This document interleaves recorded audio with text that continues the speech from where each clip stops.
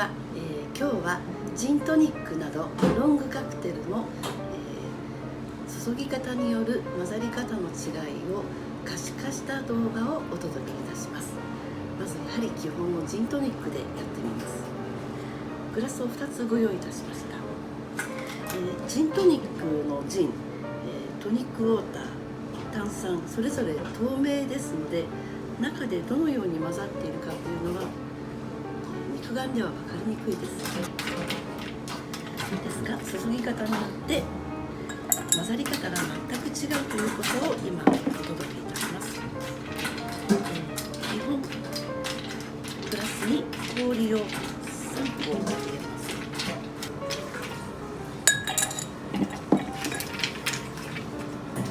通常ここで、ライムを絞り、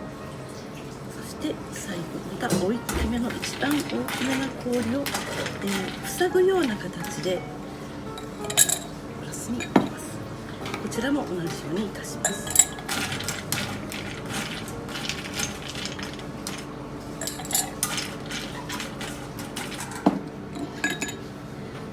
通常ここにまずライムを絞り入れますが、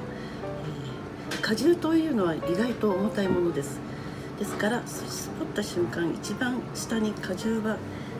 底の方に溜まってしまいます。それに見立てましたのがケーキなどお菓子作りに使うチョコレートのカラースプレーです。これをグラスの底の方に沈めておきます。こちらも沈めておきます。まずジンを注ぎますが、この時にまずジンと絞ったライムジュースをぐっと一体化させたいのですが、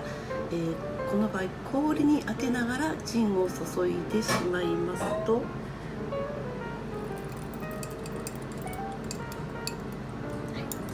下のカラースプレーは底の方でとどまっておりますので、今この状態ではライムジュースとジンがまだ完全に混ざったことではないということになります。ではこちらのグラス、ライムジュースを絞ったところに、このちょうど氷とグラスの隙間のあるところを狙って注いでいきます。一瞬ですのでどうぞご注目ください。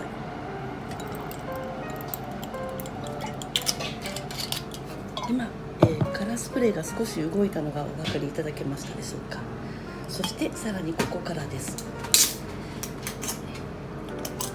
トニックウォーター、こちらを、先ほどと同じようにこちらのグラスは氷の上から氷に当てるようにして注いでいきます。まだカラースプレーは底の方に止まっています。ではこちらですが、同じようにここがポイントです。グラスと氷の隙間を狙って、潔く入れていきます。いかがでしょうか。カラースプレーがきれいに持ち上がり舞い上がりました。この段階ですでにジンとトニックウォーターはかなり一体化されています。で、テンダリーではジントニックをお作りする場合、トニックウォーターの、甘みを抑えるために炭酸を少し入れます。これは甘みを抑えるためです。専門用語ではこれをプレス、挟むと言います。このほんの少しの炭酸入れるだけでことによって、とても爽やかなジントニックに出来上がります。さあこちらのグラスのジントニックですが、まだ底の方に溜まったまんま、肉眼では見えにくいですがジンがまだ底の方にあり、上の方にトニックウォーターたちがまだ浮いている状態です。ですからどうしても混ぜてあげなきゃいけません。混ぜれば混ぜるほど炭酸がどんどん抜けてしまい、爽やかさのあるジントニックにはなり得にくくなります。でこちらのグラスの方もすでにカラースプレーがこれだけ舞い上がっているということは、ジンとトニックがかなりもう8割以上しっかりと混ぜ合わっているということです。ですから最終的なバイスプーンの使い方は少し海添え役といいますか、きれいに、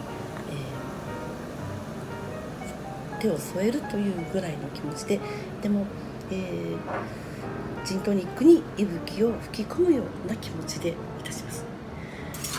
そしてこのグラスに形にもご注目いただきたいのですが、中心部分がちょっと膨らみています。よくジントニックをお作りになるときにこのような、背の高いまっすぐなグラスをお使いになる方もいらっしゃると思います。グラスの形というのも味に大きく影響いたします。同じように、氷をまず入れていきますが、ストレートなため、小中大というふうに組み立てるのが少し困難になってきます。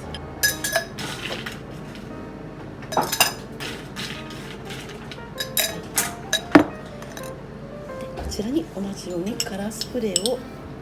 入れていきます。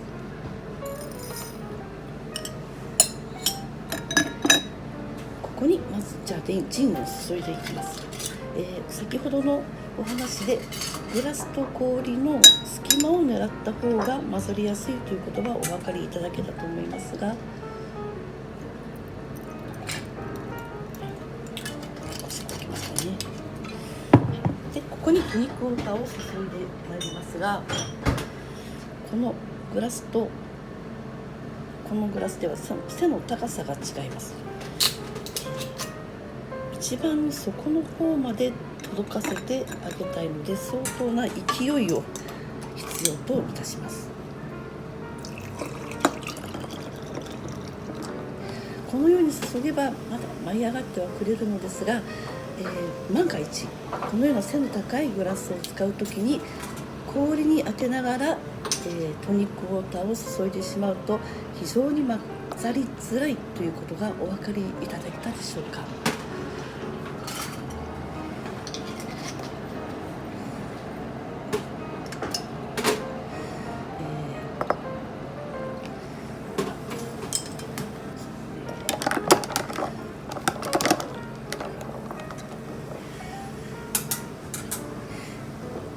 どのグラスでも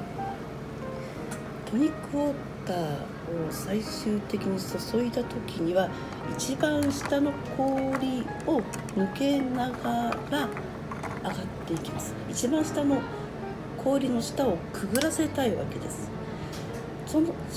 いう目的を考えますと、このように中心部が広がっているグラスの方が回ってくれやすいです。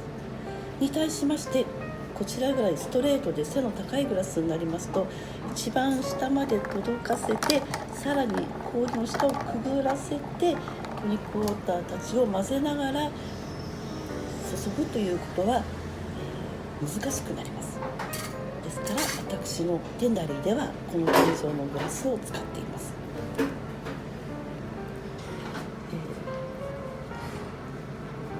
高さがどれぐらい違うかを測ってみたいと思います。両方とも容量は 300cc です。では高さを測って深さを測ってみましょう。こちらのグラスですと、下のこれ10センチ、深さ10センチのグラスです。でこちらを測ってみますと、高さはそうですね、12センチ、12.5 センチございます。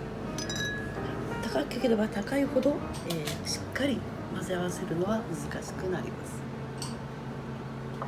グラスの形状だけで違うということと、あと注ぎ方、氷とグラスの隙間を狙って注ぐということが最も良いということがお分かりいただけましたでしょうか。そしてもう一つ、ご家庭で作る場合のワンポイントアドバイスです。冷たくて爽やかでシュワッとしたジントニックを作りたい。ご家庭でもできること、まず、副材料であるトニックウォーター、炭酸、こちらは冷蔵庫でよく冷やしてください。できましたらベースであるジンも、テンダリーでは冷凍庫に入れていますが、ご自宅では冷蔵庫でも構いません。なるべく冷やしていただきたい。混ぜるという時、水割りでもそうなんですが、温度の差があると混ざりにくいのです。ですから、材料全てをなるべく同じ温度にしておくということも混ざりやすさのポイントになります。グラスまで冷やすのは難しいかもしれませんが、作る前に氷を入れて、氷とお水でグラスをちょっと冷やしてあげるというだけでも一味も二味も変わってきま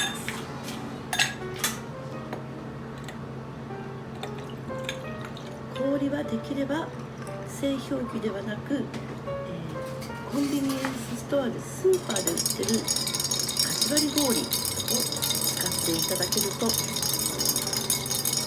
けにくくて最後の一口まで美味しく召し上がっていただけます。氷の数量ですが、小さい氷をたくさん入れれば入れるほど氷の表面積の量が大きくなりますので、溶